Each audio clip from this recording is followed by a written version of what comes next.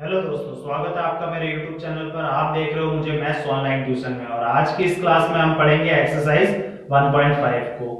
और इसमें हम देखेंगे क्वेश्चन नंबर फर्स्ट को। पहला क्वेश्चन हमारा फर्स्ट का पहला पार्ट हम देखेंगे 2 माइनस रूट 5। अब पहला जो क्वेश्चन है हमारा, उसमें ये बोला गया है कि कौन सी संख्या है परिमेय और कौन सी अपरिमेय संख्या है, ये हमें बताना है। तो इसे सॉल्व करने से पहले हम कुछ बेसिक्स देख लेते हैं। मान लीजिए ए कोई परिमेय संख्या है और बी कोई अपरिमेय संख्या है। बी कोई अपरिमेय संख्या है। फर्स्ट देखिए, अगर परिमेय संख्या को अपरिमेय संख्या में जोड़ दिया जाए और अगर परिमेय संख्या को अपरिमेय संख्या से घटा दिया जाए या फिर परिमेय संख्या को अपरिमेय संख्या से गुणा किया जाए या फिर परिमेय संख्या में अपरिमेय संख्या का भाग दिया जाए, तो हमें कौन सी संख्या प्राप्त होगी। तो देखते हैं, परिमेय संख्या को अपरिमेय संख्या में अगर जोड़ा जाए तो हमेशा अपरिमेय संख्या प्राप्त होगी। अपरिमेय संख्या प्राप्त होगी। फॉर एग्जाम्पल हम ले सकते हैं कि अगर परिमेय संख्या मान ले 1 और अपरिमेय संख्या मान लेते हैं √3, तो हमेशा ये क्या होगी, अपरिमेय संख्या। अगर परिमेय संख्या को अपरिमेय संख्या से अगर घटाया जाए तब भी एक अपरिमेय संख्या प्राप्त होगी। हमें अपरिमेय संख्या प्राप्त होगी। फॉर एग्जाम्पल के लिए अगर 1 माइनस √3 किया जाए तो हमेशा अपरिमेय संख्या होगी। अगर परिमेय संख्या को अपरिमेय संख्या से गुणा किया जाए तब भी एक अपरिमेय संख्या प्राप्त होगी। हमें तब भी एक अपरिमेय संख्या प्राप्त होगी। यहाँ पर ये ध्यान रखना है कि जो परिमेय संख्या है वो जीरो नहीं होना चाहिए। जीरो नहीं होना चाहिए। अगर यहाँ पर परिमेय संख्या जीरो हो जाता है, अगर जीरो को हम अपरिमेय संख्या से गुणा कर देंगे तो यहाँ पर हमें परिमेय संख्या प्राप्त होगी, न कि अपरिमेय संख्या। इसीलिए यहाँ पर एक जीरो नहीं होना चाहिए। फॉर एग्जाम्पल हम समझ लेते हैं कि अगर 2 को मल्टीप्लाई करें अपरिमेय संख्या √5 से तो ये हो गई हमारी अपरिमेय संख्या। अगर अपरिमेय संख्या में परिमेय संख्या का भाग दिया जाए तब भी हमेशा एक अपरिमेय संख्या प्राप्त होगी। यहाँ पर भी कंडीशन वही होगी कि यहाँ पर भी ए जो है वो जीरो नहीं होना चाहिए। यहाँ पर भी जो परिमेय संख्या है वो जीरो नहीं होनी चाहिए, क्योंकि अगर जीरो हो जाता है तो जो परिमेय संख्या को जीरो को अगर आप अपरिमेय संख्या में भाग देंगे तब भी वो जीरो हो जाएगा, जो कि एक परिमेय संख्या आ जाएगी। फॉर एग्जांपल हम समझ लेते हैं यहाँ पर कि यहाँ पर 1 को अगर भाग दें हम √2 से तो ये एक अपरिमेय संख्या आएगी। तो हमें ये बेसिक कॉन्सेप्ट को याद रखना होगा। चलिए करते हैं एक्सरसाइज 1.5 क्वेश्चन नंबर फर्स्ट।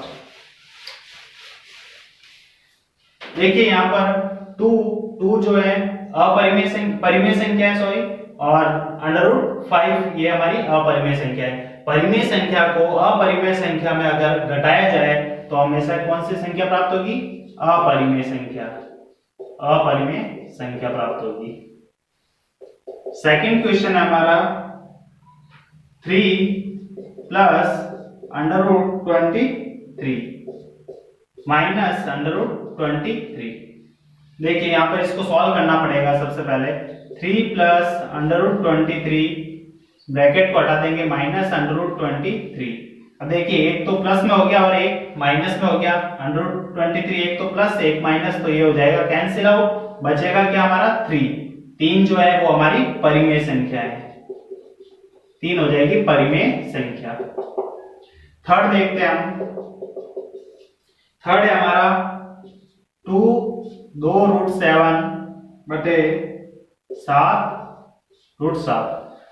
अब इसे सॉल्व करेंगे तो √7 से √7 तो हो जाएगा कैंसिल। बचेगा हमारा 2/7 जो कि एक परिमेय संख्या है, क्योंकि ये P/Q के रूप में है, इसीलिए ये हो जाएगी परिमेय संख्या। फोर्थ क्वेश्चन देखते हैं हम 1/√2। अब देखिए यहाँ पर परिमेय संख्या को अपरिमेय संख्या में भाग दिया जा रहा है तो हमेशा एक अपरिमेय संख्या प्राप्त होगी। अपरिमेय संख्या प्राप्त होगी। फिफ्थ वाला क्वेश्चन देखिए, 2 को अगर पाई से गुणा कर दिया जाए तो क्या एक ये भी हमारे पास अपरिमेय संख्या प्राप्त होगी, क्योंकि यहाँ पर भी परिमेय संख्या को अपरिमेय संख्या से गुणा किया जा रहा है तो हमेशा एक अपरिमेय संख्या प्राप्त होगी। तो यह हो गया हमारे क्वेश्चन नंबर फर्स्ट। सेकंड देखिए, अब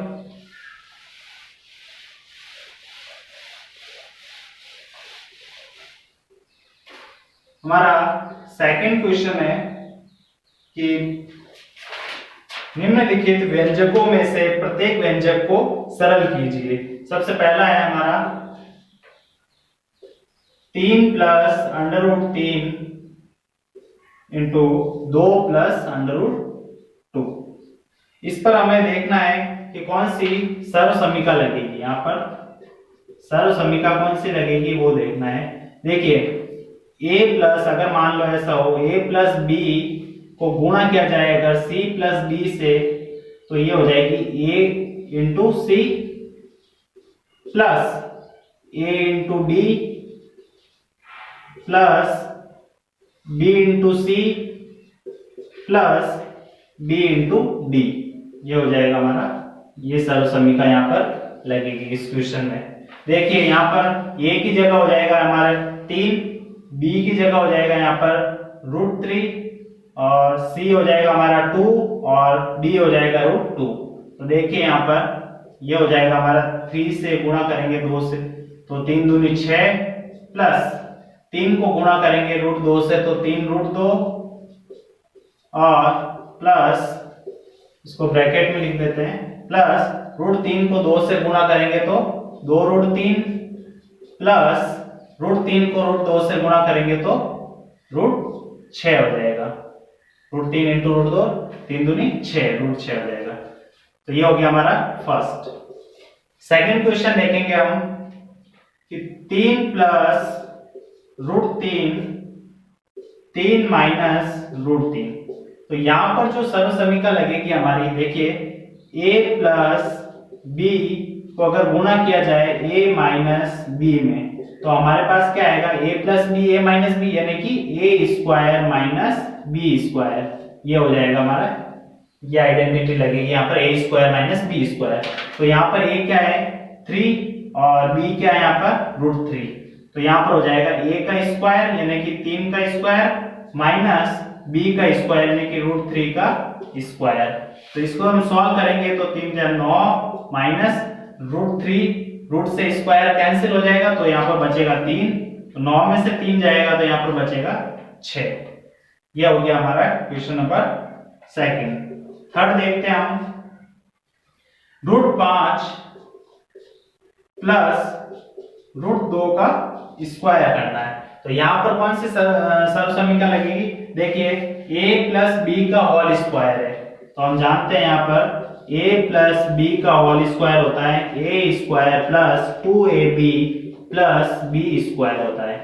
तो यहाँ पर क्या हो जाएगा a का स्क्वायर यानी कि √5 का स्क्वायर प्लस 2ab, तो 2 इंटू √5 इंटू √2 तो √10 हो जाएगा ये, तो प्लस b का स्क्वायर यानी कि √2 का स्क्वायर। तो ये हो जाएगा हमारा √5 का स्क्वायर हो जाएगा 5 प्लस 2√10 प्लस 2। तो ये 5 और 2 मिलकर तो हो गया 5 और 2 7, 7 प्लस 2√10। तो ये हो गया हमारा क्वेश्चन थर्ड। चलिए फोर्थ देखते हैं हम, इसका फोर्थ पार्ट, सेकंड का फोर्थ पार्ट देखते हैं हम।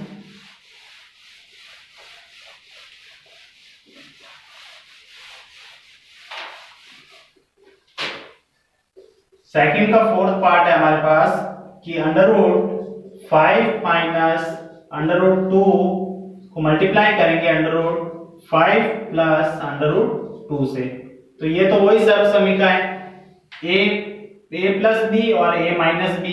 इसमें हमें पता है कि a plus b a minus b क्या होगा, a प्लस बी और a माइनस बी बराबर a square minus b square हो जाएगा।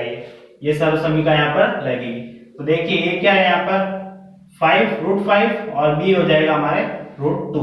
तो ये हो जाएगा हमारे पास √5 का स्क्वायर माइनस √2 का स्क्वायर। तो यहाँ पर आ जाएगा 5 रूट से तो स्क्वायर कैंसिल हो जाएगा, स्क्वायर से रूट, और माइनस यहाँ पर भी कैंसिल होकर 2, तो 5 - 2 यहाँ पर हो जाएगा 3। तो ये हमारा हो गया क्वेश्चन नंबर 2 कंप्लीट।